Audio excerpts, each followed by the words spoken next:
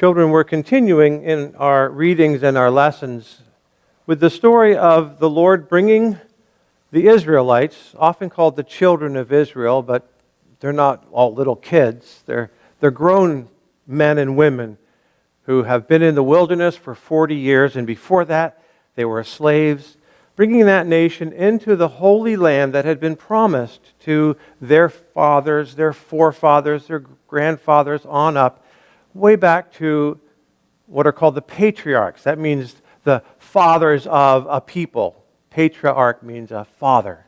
So Abraham, Isaac, and Jacob, they were promised this land, and then years later, now their children, their descendants are returning.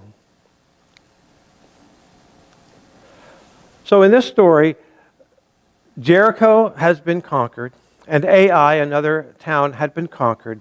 And the Lord had given Joshua the commandment to conquer all of the cities. And the people who were in those cities realized, we're going to be conquered. So people of Gibeon, a town called Gibeon, did this. When the inhabitants of Gibeon heard that Joshua had conquered Jericho and Ai, they were crafty. And they went and presented themselves as ambassadors. They took old sacks on their donkeys, old wineskins torn and patched, old patched and mended sandals on their feet, and old garments on themselves. And the bread that they took was dry and moldy. And they went to Joshua, and they said, our leaders and all the inhabitants of our country spoke to us, saying, take provisions for your journey and go and meet them and say to them, we are your servants. Now therefore, make a covenant or an agreement with us. The bread that we have, we took it hot from our ovens. And you see, we departed a long time ago. And look, now it is dry and moldy. And these wineskins, that's the kind of bottles that were made out of skins. These wineskins, they were new when we filled them, and now you see they're torn. Our garments and our sandals have become old because of the very long journey. The men of Israel looked and partook of their provisions, but they did not seek counsel from the Lord. So Joshua made peace with them, made an agreement, a covenant with them to let them live. And so the rulers of the congregation of Israel swore to them. So have you ever had moldy bread that's hard and hard to eat? Have your shoes ever gotten so worn out that you couldn't wear them anymore? There are holes in the bottom of them. And perhaps you've had clothing that has gotten so old that it's patched on the elbows and on the knees. Maybe you haven't. But imagine if you could take these old garments and put them on, and take some moldy bread and come up to somebody and trick them. Have you ever done that? Probably you've put on a costume and you might have even said trick or treat, and you were doing it for fun, and you're doing it because it's just what we do. Halloween comes and we put on costumes. Well, the story we're listening to today, the people that lived in the town of Gibeon, they weren't playing. They were trying to save their lives. They knew that Joshua had come in and conquered very strong and bigger towns, and they knew Joshua and the Israelites were headed their way. So the people of Gibeon, a town not too far from the city of Jerusalem, where the city is now, it was a smaller town then, they said, let's pretend we're from far, far away and come to this conquering group of warriors and say, we'll be your servants. And so they tricked Joshua, and they tricked all the elders, all the leaders of the children of Israel, the Israelite nation. And the biggest mistake that Joshua and those people made. What was it? What was the biggest mistake they made? Here these people, look, we're coming from a far journey. Look at the way we're dressed. Look how worn out everything is. What should Joshua have done? Joshua, the leader, in place of Moses, the great leader, he should have asked the Lord. He should have stopped and said, Lord, what should I do with these people? He should have prayed about it.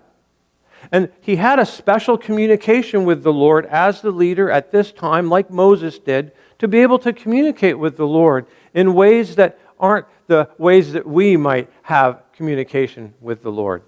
But we still also need to do the same thing. We see things in life and we can be tricked. Have you ever been tricked? Somebody come up to you and tell you something and you kind of go, well, it doesn't quite sound right. But I believe them because, look, everything they're saying makes sense because the things that they're saying and the way they're talking, it makes sense. It's good to stop. Ask a parent. Ask a teacher. Ask somebody that you trust. Do you think I should believe that person or trust that person? And we know, little children, you know that you don't just trust strangers. You don't just do whatever somebody tells you to do because they're older or because they look a certain way. We're taught to go to the Lord, go to somebody that we trust and ask them, what do you think? Can you help me out with this situation? And that's what Joshua didn't do. That's the mistake he made. And because he kind of said, okay, and the other leaders, they said, okay. So they made an agreement with these people that were just a few miles away. They hadn't journeyed from a far, far distance the way they pretended. Joshua said, all right, we'll make a peace with you. We'll make an agreement with you. It's nice of you to be here, something like that. Maybe they ate together, which would be common in those days. And it took 3 days for the message to come to say, by the way, you've been tricked. Those people aren't from far, far away, a country far away. They're from right up the road. You've been tricked. Well, Joshua had already made an agreement. And he'd already promised. So he said, you shouldn't have deceived me, but I made an agreement with you. So you will become servants in the temple of the Lord. You shall work to chop wood, carry wood for the fires that we have around the tabernacle or in the holy places. And you'll draw water because they had a big area where they had fires burning for sacrifices, and they had a big area where they had washing that took place. The Gibeonites became the hewers of wood, that's people who chop wood, and the drawers or carriers of water. Things turned out okay for the Gibeonites. Things turned out okay for Joshua. The Lord forgave him for not asking him first.